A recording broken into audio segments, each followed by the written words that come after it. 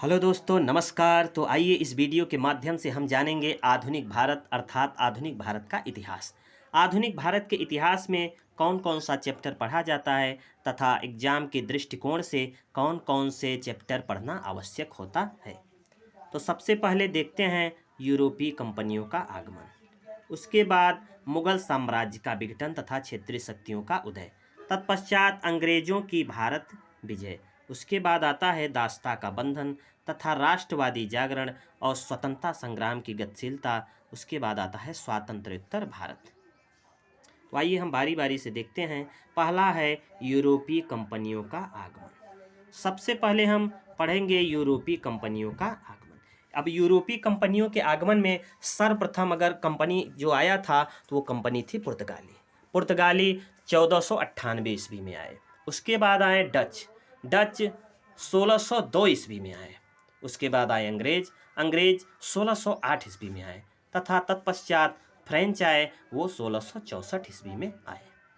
उसके बाद हम पढ़ेंगे मुगल साम्राज्य का विघटन तथा क्षेत्रीय शक्तियों का उदय। मुगल साम्राज्य का विघटन अर्थात मुगल साम्राज्य का जब पतन हुआ तो कई क्षेत्रीय शक्तियों ने अपना साम्राज्य स्थापित करना प्रारंभ कर दिया, जिसमें है बंगाल, अवध, हैदराबाद और कर्नाटक। उसके बाद हम पढ़ेंगे अंग्रेजों की भारत विजय। अंग्रेजों ने भारत में आकर कई युद्ध लड़े तथा कई विजय प्राप्त किए तथा कई बार युद्ध में पराजित भी हुए, जिसमें पहला है कर्नाटक युद्ध 1764 से 1763 ईस्वी। दूसरा है बंगाल में प्लासी तथा बक्सर का विजय, प्लासी का युद्ध 1757 में तथा बक्सर की विजय 1764 ईस्वी में। अगला है मैसूर 1799 ईस्वी में। तत्पश्चात मराठा संघ की समाप्ति 1817 ईस्वी से 1818 ईस्वी तक। उसके बाद है पंजाब का अधिग्रहण 1849 ईस्वी तक। उन्होंने पंजाब पर आधिपत्य 1849 ईस्वी पर पा लिया। उसके बाद हम पढ़ेंगे दासता का बंधन। दासता के बंधन के अंतर्गत आता है अंग्रेजों द्वारा विभिन्न सामाजिक, आर्थिक व राजनीतिक नीतियों द्वारा भारत का शोषण, और इसी के अंतर्गत आता है भारतीय प्रक्रिया 1857 ईस्वी का मुक्ति संग्राम। जो 1857 ईस्वी का स्वतंत्रता संग्राम हुआ उसे मुक्ति संग्राम भी कहा जाता है।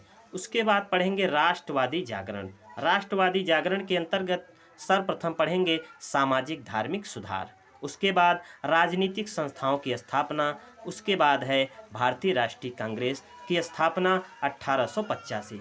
उसके बाद हम पढ़ेंगे स्वतंत्रता संग्राम की गतिशीलता। स्वतंत्रता संग्राम की गतिशीलता में कांग्रेस, नरम दल से गरम दल की ओर क्रांतिकारी आंदोलन तथा गांधी जी के आंदोलन। उसके बाद हम पढ़ेंगे स्वातंत्र्योत्तर भारत के अंतर्गत है तात्कालिक समस्याओं का सामना, आर्थिक प्रगति की ओर, विदेश नीति तथा गुट निरपेक्षता। ये सब हम आधुनिक भारत के इतिहास में पढ़ेंगे, जो एग्जाम के लिए बहुत ही महत्वपूर्ण टॉपिक है। अगर ये वीडियो आप सबको अच्छा लगा हो तो लाइक करिए, शेयर करिए और सब्सक्राइब करिए। वीडियो पूरा देखने के लिए बहुत बहुत धन्यवाद।